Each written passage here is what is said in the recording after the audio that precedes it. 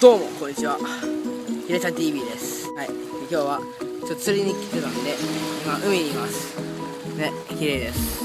はい、でちょっと動画撮ったんで、まあそれどうぞ。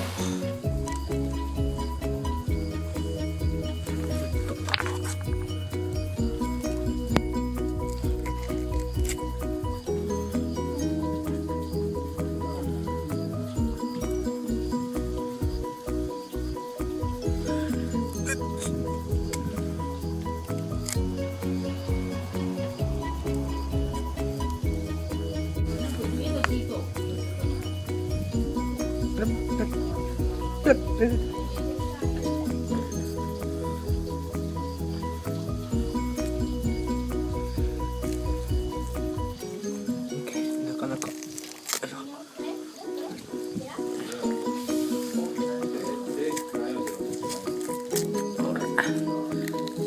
川を剥いでいく。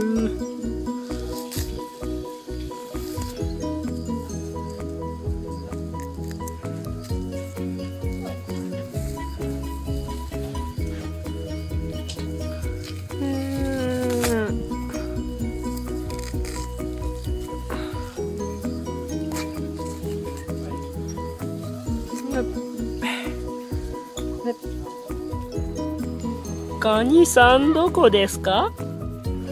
カニさんどこですか？カニさんあ、いた。青い空、青い海、そして僕。